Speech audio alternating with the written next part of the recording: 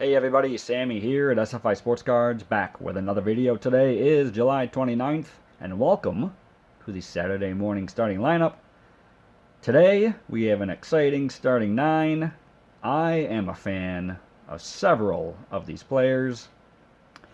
Very well-rounded and extremely balanced 1 through 9. Since these videos tend to run a little long, let's jump right into it. We have 3 Hall of Famers. 4 times they've won MVP awards, 46 All-Star nods, 22 times they've won Gold Gloves. We actually have 1 Platinum Glove award winner, 13 Silver Sluggers, 6 World Series champions, I should say 6 times they've won the World Series, 1 batting title winner, 1 World Series MVP, and 2 Championship Series MVPs. So let's get right into it. Leading off from Caguas, Puerto Rico, drafted in 2011 in the first round, 8th overall, out of Montverde Academy in Florida, playing shortstop. This is from the 2020 Topps opening day set. We got Francisco Lindor, the spark plug for the Cleveland Indians. He finished 2nd in Rookie of the Year voting in 2015. Lindor is a multi-time All-Star, Silver Slugger, Gold Glove award winner, and he is the player that won the Platinum Gold Glove in 2016. Combination of power, speed, elite defense. Lindor played for Puerto Rico in the World Baseball Classic in 2017, where he made the All-WBC team, I should say. He currently plays for the New York Mets, and while his batting average has taken a significant dip, his power and stolen base numbers, plus outstanding defense, is still evident. He is in his 9th season and still only 29, so maybe he can either maintain or even raise his level of play for the next couple of years. We'll see how his career turns out. So we have him leading off today. We don't have a true leadoff hitter, but he has, I believe, over 1,000 at-bats at this position, so that's where he is today. Batting second from Spokane, Washington, drafted in 1978 in the 20th round out of North Central High School, playing second base. This is from the 1990 Collectabook set. We've got Ryne Sandberg, the 2005 Hall of Fame inductee. He was one of the best all-around second basemen of his generation in a time where there were many great second basemen. Check out this list. I mean, there's Lou Whitaker, Frank White, Johnny Ray, Billy Doran, Steve Sax, Willie Randolph, Jim Gantner, Juan Samuel, Tommy Herr, Harold Reynolds, Damaso Garcia in Toronto. So there's plenty of great second basemen in this era. He has the most Silver Slugger awards at second base with 7. And he also won 9 Gold Gloves. When he retired, he had the highest fielding percentage for a second baseman in his career at .989. On August 28th, 2005, the 1984 National League MVP had his number 23 retired by the Cubs, joining Billy Williams, Ron Santo, and Ernie Banks. Now, I remember in 1990 when he hit 40 home runs, which was unheard of for a second baseman at the time, because the 80s, like, the style of play was more of like speed and defense. So it's kind of shocking to see him hit that home run total. Now, you remember when he won the home run derby? Oh, me either. He was the first player to win the derby in 1990 in front of his home fans at Wrigley Field. I don't think the first derby was televised until 93. So it does sound familiar he won the derby, but obviously I didn't watch it. But yes, hitting second, all-time great, Ryne Sandberg. Hitting third, from Payette, Idaho. Signed in 1954 out of Payette High School, playing first base. This is from the 1972 OPC set. We've got the legendary Harmon Killebrew. Shout out to those Twins fans out there. The Killer. Now, as his career was coming to a close, he was climbing so many home run and slugging milestones that it's kind of hard to find a place to start with him. Long list of accomplishments for this guy. He led the AL in home runs 6 times, RBIs 3 times, walks 4 times, finished in the top 4 in MVP voting 6 times, and he won the award in 1969. He led the American League in home runs per at-bat 6 times and is ranked 10th all-time in that category. He was the American League career home run leader by a right-handed hitter when he retired, and 5th all-time. He now stands 12th place on the home run list. The 13-time All-Star hit over 40 home runs 8 times and was the first player to hit a ball over the left field roof in Tiger Stadium. His number 3 is retired by the Twins.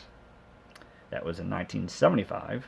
He was inducted in the Baseball Hall of Fame, 1984.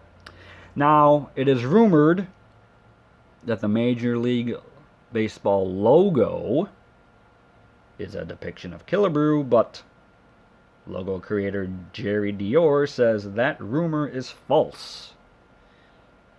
And that is, it's made up of several different player models.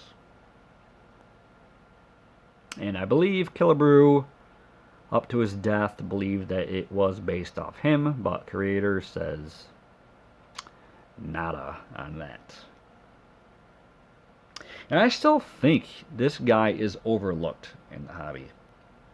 Taking these numbers real quick, from age 23 to 35, that's 13 years, he hit over 500 home runs in that span and drove in 1,350 runs. That's just over 13 years. And this all during the supposed era of the pitcher. So he is a hobby favorite of mine, Harmon Killebrew. He's hitting third in this lineup. Pretty good with a couple table setters in front of him. Now, hitting cleanup from San Diego, California, signed in 1980 out of Claremont High School, playing left field. This is from the 1992 OPC Premier set. One that I'm not exactly fond of, but we have Kevin Mitchell hitting cleanup. Now, I don't think people recognize how good of a hitter Mitchell really was. He was often injured throughout his career, but this guy could mash. In 1989, he was the National League MVP, leading the league in home runs, RBIs, slugging, OPS, and total bases, while often protecting Will Clark in the lineup for the San Francisco Giants. When he was traded from Seattle to Cincinnati, he played 2 partial seasons with the Reds, basically adding up to 1 full season.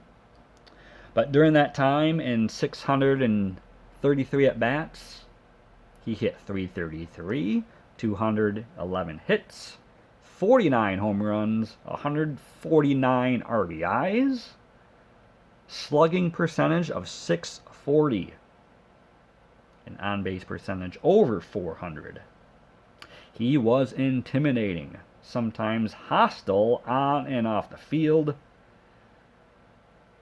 Mitchell was also the player who scored the tying run on Bob Stanley's wild pitch in Game 6 of the 1986 World Series, setting the stage for Mookie Wilson's ground ball up the first baseline that was misplayed by the, at the time, rickety first baseman Bill Buckner. So shout out to Mookie Chilson. Check out his channel. I'll leave a link since I mentioned Mookie Wilson. There are several high-profile stories about Mitchell off the field, but I'm going to keep this video positive, and we'll just move on from there. So we got Mitchell hitting cleanup. Hitting 5th from Stony Creek Mills, Pennsylvania, signed in 1940 while playing for Reading, a Class B team for the Interstate League, playing right field. From the 1958 top set, we've got the Reading rifle, Carl Furillo. Look at this beauty of a card. A career member of the Dodgers organization. Furillo played on 7 National League pennant winners and 2 World Series championship teams in 1958 and 1959. He hit over 305 times, led the league in 1953 with a .344 average. Now, legend and lore followed Furillo because of his exploits in right field, having just a howitzer of a throwing arm. Even as a kid, 25, 30 years after he retired, I heard stories about his arm and his defense. He was an expert at playing the 19-foot wall in right field at Ebbets Field. Furillo led the league in putouts 3 times, assists 3 times, and outfield double plays twice. If the Gold Glove Award was given out during this time, who knows how many Furillo would have won. He was a defensive standout and a great hitter as well. So we got Carl Furillo in the 5th spot. I love 58 tops. I love yellow on my cards, and that is just a perfect fit for me. Now we're going to go to the 6th spot in the batting order. From Utica, New York. Drafted in 1979 in the 1st round, 6th overall out of New Hartford High School, playing center field. This is from a 1984 Donruss set, and it is his rookie card. That is Andy Van Slyke. Remember this guy?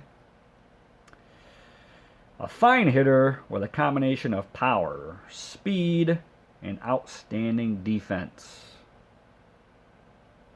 Van Slyke was really a five-tool player. Twice he finished in the top 4 in MVP voting, won 5 Gold Gloves and 2 Silver Slugger awards. He came up with the Cardinals, and on September 21st, 1986, he hit an inside-the-park home run. He was actually traded on April Fool's Day in 1987, before the season started, sending catcher Tony Pena to the Cardinals, and Van Slyke went to Pittsburgh, where he helped form one of the best outfields in baseball with Bobby Bonilla and Barry Bonds. Van Slyke, he had a cannon too in center field. He piled up double digits in assists on 4 occasions. Now he kind of reminds me of like Jim Edmonds before Jim Edmonds came along. Both great athletes, both left-handed, both played center field. So I think that is an accurate description. Let me know if you know any comps besides Edmonds for Van Slyke. Great player. He's hitting 6th in this lineup. Now hitting 7th. Something a little different. From Woonsocket, Rhode Island. That sounds familiar. I think someone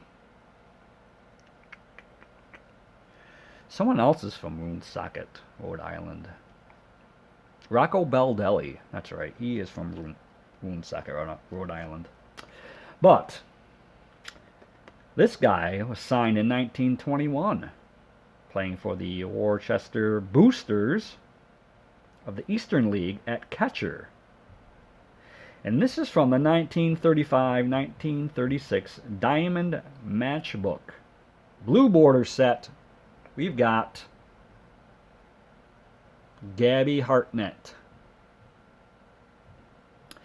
Regarded, along with Roy Campanella, as the greatest catcher in the National League, probably before Johnny Bench.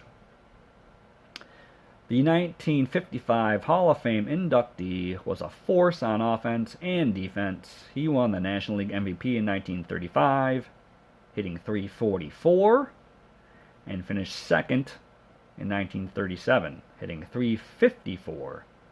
However, his best season, probably 1930, he hit 37 home runs, drove in 122 RBIs, and batted .339. He led catchers in caught stealing percentage 6 times, putouts 4 times, assists 6 times, double plays turned 6 times, fielding percentage 6 times.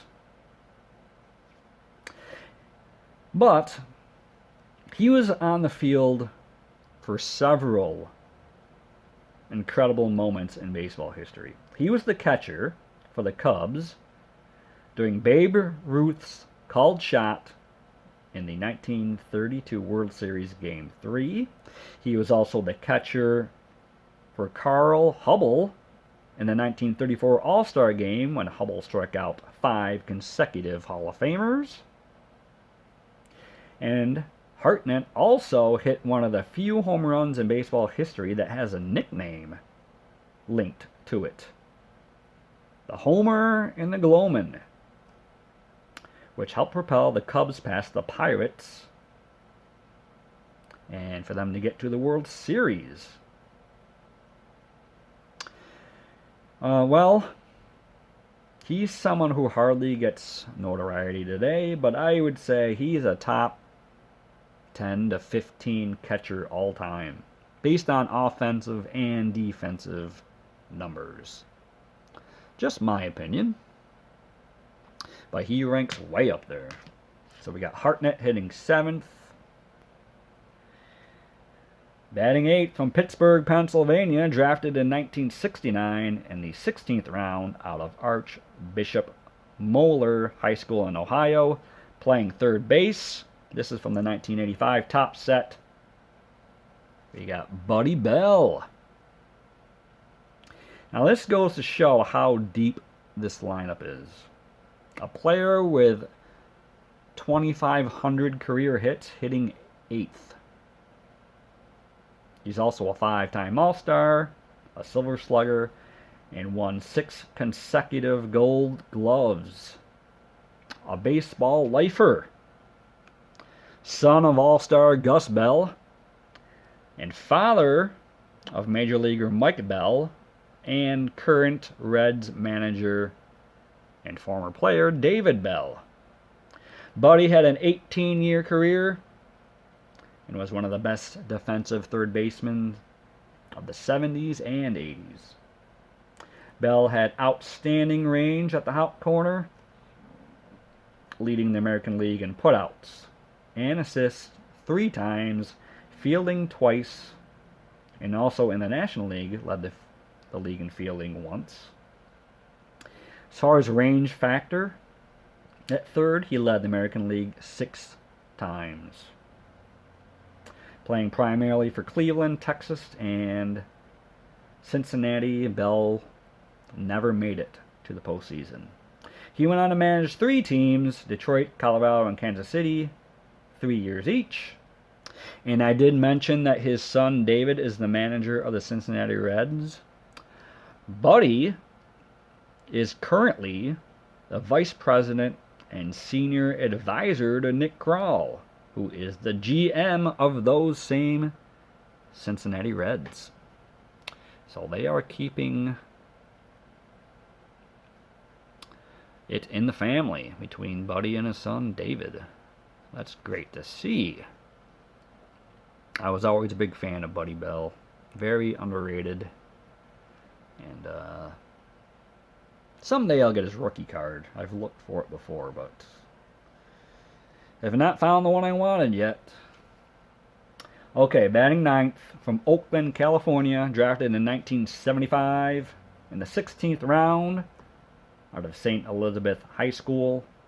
Pitching from the 1990 Upper Deck set, we have Dave Stewart. Shout out to Tony at Psyched On Baseball Cards. I have not heard from him in a couple weeks, so hopefully all is well with you, good sir, as I know he's a big Oakland fan. Nicknamed Smoke, Stewart was an intimidating presence on the mound and a postseason stalwart, going 10-6 with a 2.84 ERA, winning the World Series MVP and twice winning the American League Championship Series MVP. During his time in Oakland, Stewart led the league in starts 4 years in a row, complete games and innings pitched twice. From 1987 to 1990, he won 20 games 4 straight years.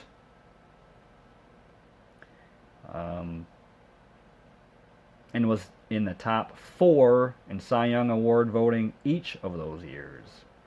On June 29th, 1990, Stewart pitched a no-hitter against the Toronto Blue Jays the same day. Fernando Valenzuela no-hit the St. Louis Cardinals. Stewart was probably my favorite pitcher growing up, as my Yankees were not that good, so I latched on to a different team. Not as my favorite, but just I rooted for Oakland back then. Still was a Yankees fan, though. I actually started throwing a forkball in high school because of Dave Stewart, a pitch he mastered in 1986 when he joined the Athletics. Now, Stewart was known to have his cap pulled down and have a You know, that intimidating stare on the mound? Did you know this was influenced by Sandy Koufax, whom he worked bullpen sessions with in 1976 with the Dodgers? Koufax told him, pull down your cap and lower your sights to zero in on the catcher and the strike zone. You know, he really didn't break through till he went to Oakland, but it took him a while, but he ended up being an outstanding pitcher. So there's the lineup today. What do you guys think? Leave your comments, like the video if you found it interesting. Subs are always welcome, of course, but not necessary. A fun lineup with loads of talent all over the diamond. But I hope everyone's having a great weekend. Be safe. And coming up, I think I'm going to be opening up some mail from some YouTube friends. So stay tuned for that. But like I said, have a great weekend. Enjoy it. And we'll talk to you soon. Be safe out there.